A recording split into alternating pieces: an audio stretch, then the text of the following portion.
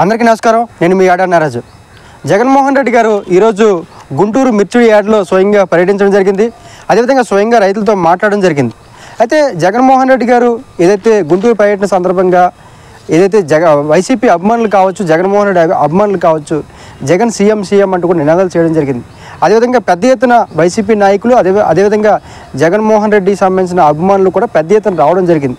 అయితే ఎవరైతే జగన్మోహన్ రెడ్డి గారు ఈ మిర్చి యార్డ్లో సందర్శించారో ఇక్కడ ప్రధానంగా మనం చూసుకున్నట్లయితే మనం ఏదైతే గుంటూరు మిర్చి యార్డ్ సంబంధించిన అంశం ఏదైతే ఉందో, ఈ గుంటూరు మిర్చి ఏదైతే ఉందో ఇది చైనా, అదేవిధంగా బంగ్లాదేశ్, ఇతర దేశాలకు కూడా మిర్చి భారీగా అంటే ఎక్కువగా నాణ్యమైన మిర్చి గుంటూరులో పండుతుంది కాబట్టి ఇది ఇతర దేశాలకు ఎక్కువ వెళ్ళే అవకాశం ఉంది. అయితే ఈసారి మాత్రం గత సంవత్సరంతో పోలిస్తే మాత్రం ఈ గత సంవత్సరం అయితే 21,000 నుంచి 25,000 వరకు 26,000 వరకు క్వింటాల్ ధర వచ్చేది. ఈసారి మాత్రం 15,000 నుంచి 16,000 ధర మాత్రమే వచ్చిందని చెప్పి రైతులు గత 2 రోజులు చెప్పడం జరిగింది. అదేవిధంగా ఏదైతే గుంటూరు మిర్చి సంబంధించిన అంశాలు ఏవైతే ఉన్నాయో ఈసారి రైతులకు సంబంధించిన సంక్షేమం సంబంధించిన కావచ్చు, లేదా రైతులు రావాల్సిన కేంద్ర రాష్ట్ర ప్రభుత్వం నుంచి రావాల్సిన ఏవైతే ఉంటాయో స్కీమ్స్ అవి రావడం లేదనేది ఇక్కడ ప్రధానమైన ఆరోపణ. అయితే జగన్మోహన్ రెడ్డి గారు ప్రధానంగా ఇక్కడ మాట్లాడుతూ ఈ యొక్క గుంటూరు మిర్చి యార్డ్ని ముఖ్యమంత్రి చంద్రబాబు నాయుడు గారు సందర్శించాలి. అదేవిధంగా ఏదైతే మిర్చి సంబంధించిన అంశం ఏదైతే ఉందో దీన్ని ప్రభుత్వం సీరియస్గా తీసుకోవాలనే విషయం కూడా జగన్మోహన్ రెడ్డి గారు చెప్పడం జరిగింది. అదేవిధంగా ఇక్కడ మనం గమనించినట్లయితే మాత్రం జగన్మోహన్ రెడ్డి గారు రైతులకి రావాల్సిన సున్నా వడ్డీ కూడా రావడం లేదనే విషయాన్ని చెప్పడం జరిగింది. స్వయంగా ముఖ్యమంత్రి చంద్రబాబు నాయుడు గారే స్వయంగా ఈ మిర్చి యార్డ్కి వచ్చి సందర్శించాల్సిన అవసరం ఉంటుందని కూడా చెప్పడం జరిగింది. కాబట్టి ఒకసారి మనం గమనించినట్లయితే మాత్రం రైతులకు సంబంధించిన రైతులు పండించే పంటను స్వయంగా రైతులు అమ్ముకునే పరిస్థితులు లేవు అనే విషయాన్ని జగన్మోహన్ రెడ్డి గారు చెప్పడం జరిగింది.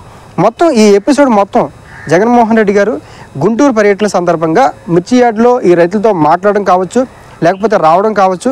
అదేవిధంగా జగన్మోహన్ రెడ్డి గారు కూడా ఒక వ్యాఖ్యలు చేయడం జరిగింది. ఏంటంటే ఒక మాజీ ముఖ్యమంత్రి అయినటువంటి నేను వచ్చితే కూడా ప్రభుత్వం ఏ రకమైన భద్రత అనే ఏవి కూడా ఇక్కడ మాకు ఏర్పాటు చేయలేదనే విషయం కూడా చెప్పడం జరిగింది.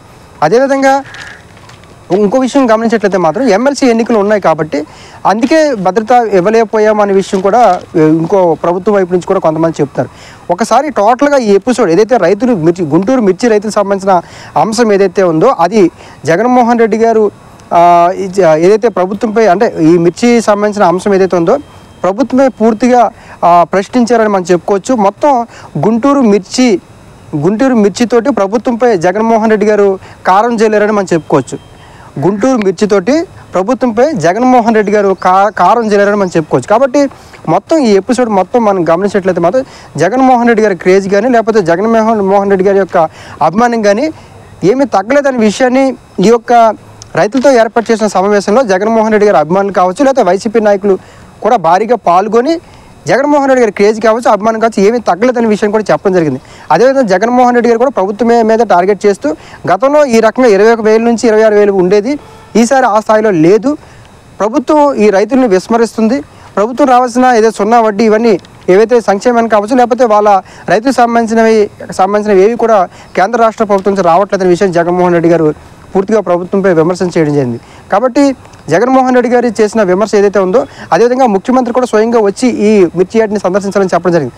మొత్తం ఈ ఎపిసోడ్ మొత్తం మనం గమనించినట్లయితే మాత్రం ఖచ్చితంగా జగన్మోహన్ రెడ్డి గారు ప్రభుత్వంపై పోరాటం చేయడానికి సిద్ధంగా ఉన్నారని కూడా మనం చెప్పుకోవచ్చు. కాబట్టి ఏ రకంగా ఈ అంశాలు ఇప్పుడు ఏదైతే విమర్శలు చేశారో దానికి ప్రభుత్వం నుంచి ఏ రకమైన స్పందన వస్తుందని మనం వేచి చూడాల్సిన అవసరం ఉంటుంది.